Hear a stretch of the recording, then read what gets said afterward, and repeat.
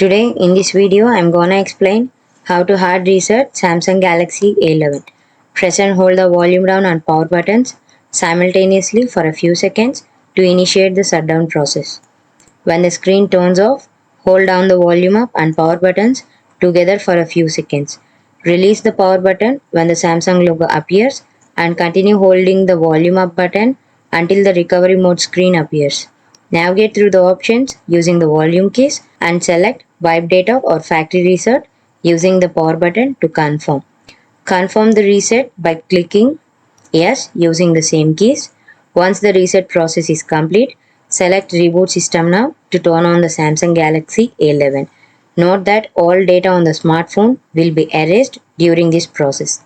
After the reset, your phone will be restored to its original factory settings. Follow on-screen instructions to complete the initial setup of your device.